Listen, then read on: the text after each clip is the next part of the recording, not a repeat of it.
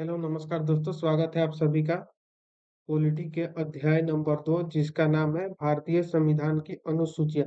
पिछले वीडियो में पिछले अध्याय 1 में हम लोग भारत में जितने भी भाग हैं वो संविधान में 22 भाग थे और उसके अंतर्गत 395 अनुच्छेद थे, उसके बारे में जाने थे। लेकिन आज हम लोग इस वीडियो में भारतीय संविधान की अनुसूचियों के बारे में जानेंगे कि भारतीय संविधान में कुल कितनी अनुसूचियां हैं।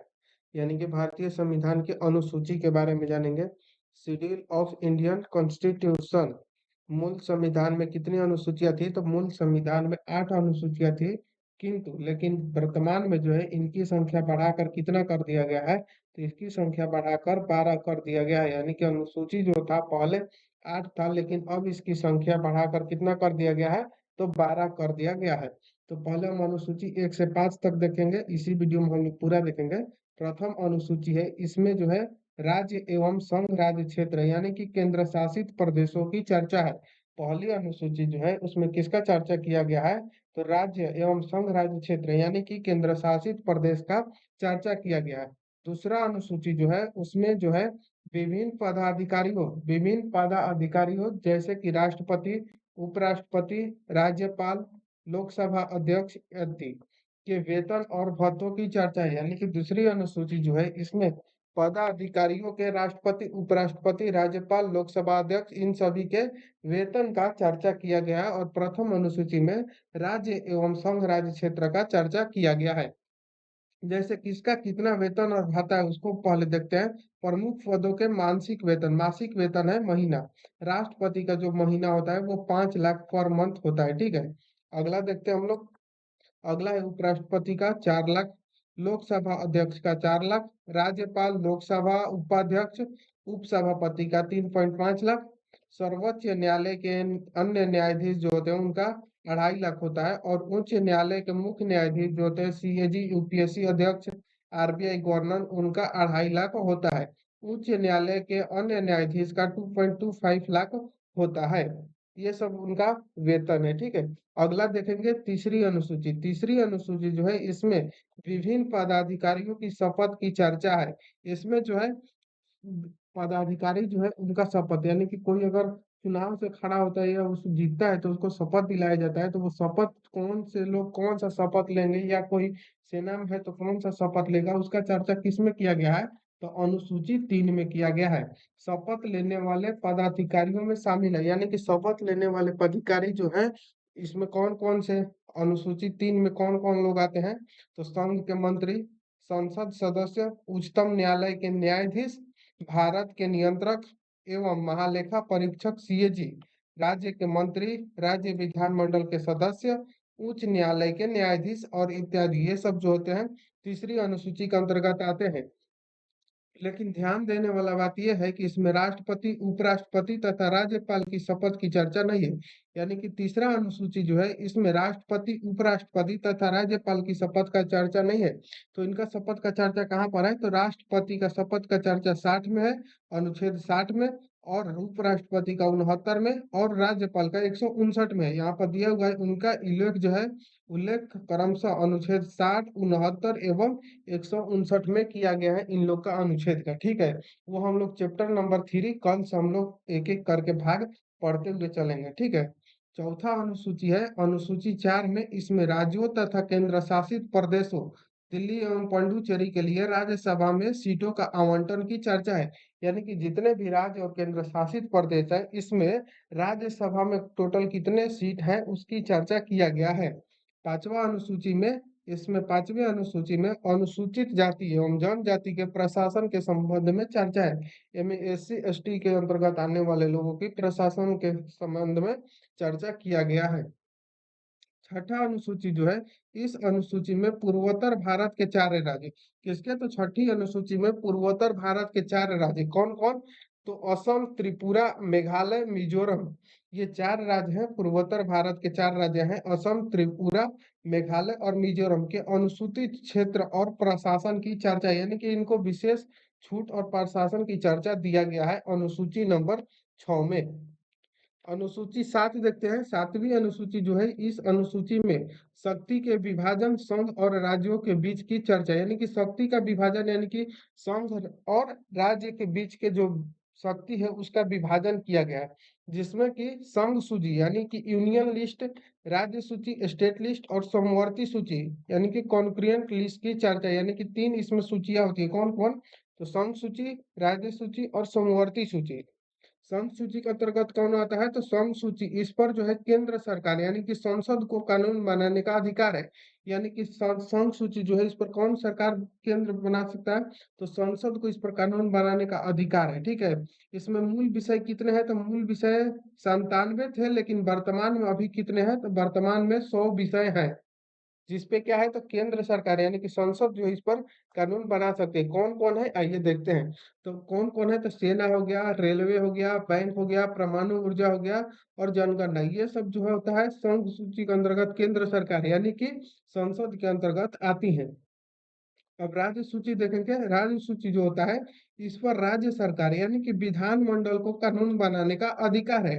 संसद जो होता है वो केंद्र सरकार जो होता है उस पर कानून बनाने का अधिकार संसद को रहता है, और राज्य सरकार जो होता है उस पर विधानमंडल को कानून बनाने का अधिकार है। मूल विषय जो था वो पहले 66 था, लेकिन वर्तमान में इसको कितना किया गया है? इसको अभी 61 रखा गया है। कौन कौन इसके अंतर्गत आते हैं? तो पुलिस, पंचायत, शराब, कृषि, हॉस्पिटल।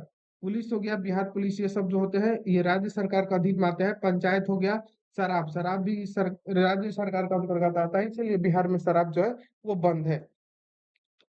अगला है समवर्ती सूची। समवर्ती सूची जो होता है, इस पर केंद्र तथा राज्य सरकार दोनों कानून बना सकते हैं। यानी कि समवर्ती सूची ऐसा सूची है जिस पर राज्य सरकार भी और केंद्र सरकार दोनों जो है कानून बना सकते हैं।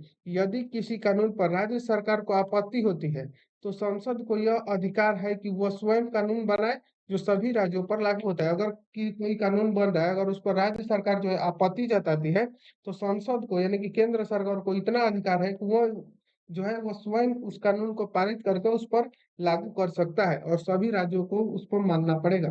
इसका जो मूल विषय है वो पहले 47 था, लेकिन वर्तमान में कितना है? तो वर्तमान में 52 हो गया है। जो अभी बताए थे ना, राज्य सरकार में 66 था, 61 हो गया, तो 5 इसी में का जो है कट कर आ गया है, किसमें? समवर्ती सूची में। इसके अंतर्गत कौन कौन आएगा? तो शिक्षा, वन, आर्थिक नियोजन, जनसंख्या नियंत्रण, विद्युत योजना, ये सब जो होते हैं वो समवर्ती सूची के अंतर्गत आते हैं। संशोधन यानी कि जो 5 को आया हुआ है समवर्ती सूची में राज्य सूची से, वो कौन कौन है, आइए देखते हैं।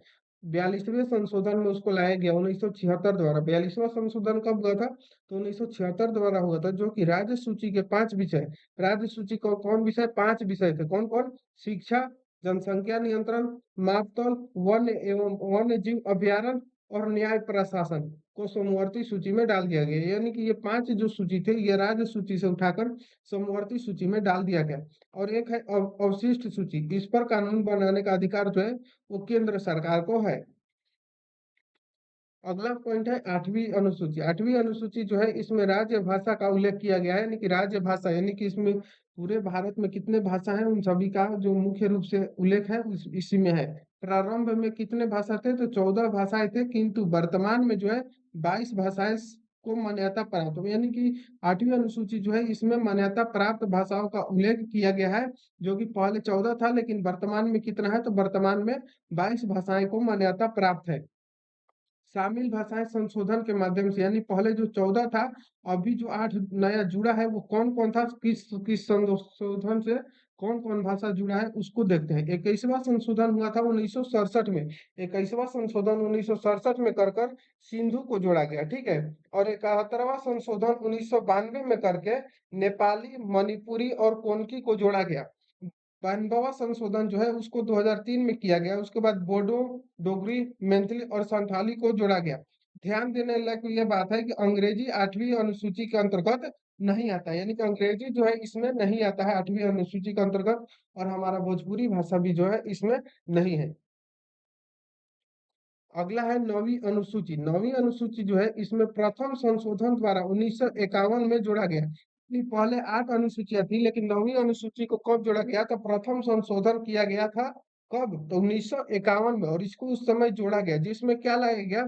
तो इसमें भूमि, जमींदारी उन्मूलन एवं न्यायिक सक्रिय की चर्चा है। यानी कि इसमें भूमि जमींदारी जो था उसको हटा दिया गया, यानी पहले क्या था, खेत जो था वो इधर उधर था। अभी बिहार में जो है वो जमींदारी लागू नहीं हो सका, जिसी कारण क्या है, तो यहाँ का जमीन है, किसी का यहाँ है तो किसी का वहां है।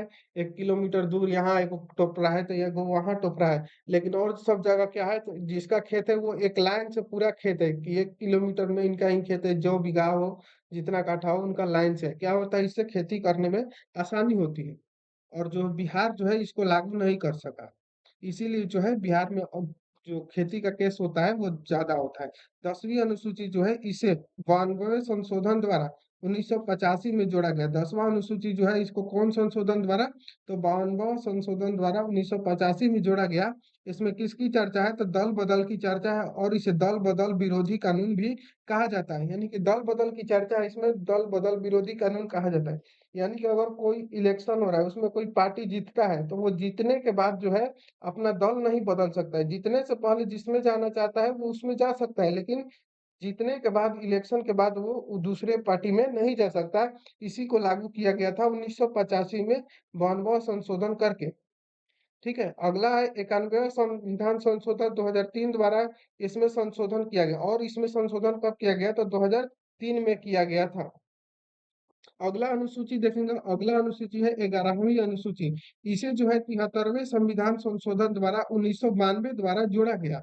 इसमें पंचायत की चर्चा है, और यह इस सूची में 29 विषय हैं। यानी कि इसको कब जोड़ा गया था, तो 73वां जब संविधान संशोधन हुआ था 1992 में, तब पंचायत को जोड़ा गया था।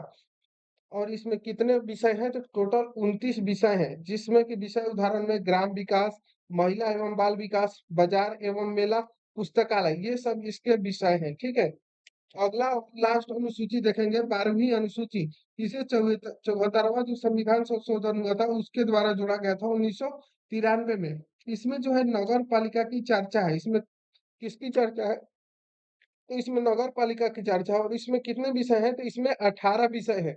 विषय उदाहरण में कौन कौन है, तो नगरीय योजना, सड़क एवं पुल, पर्यावरण संरक्षण, और नगरीय निर्धनता उन्मूलन, ये सब जो है किसके अंतर्गत आते हैं, तो नगर पालिका के अंतर्गत आते हैं। और 11 नंबर में किसका है, तो पंचायत का चर्चा किया गया, जिसमें कि टोटल 24 विषय है। अगला अध्याय है 3। अगला अध्याय 3 में हम लोग भाग 1 को पढ़ेंगे, संघ एवं राज्य क्षेत्र जो है उसकी चर्चा करेंगे हम लोग अगली वीडियो में। तो मिलते हैं नेक्स्ट वीडियो में, तब तक के लिए जय हिंद, थैंक यू। हम हर रोज एक चैप्टर को खत्म करेंगे, ठीक है, थैंक यू।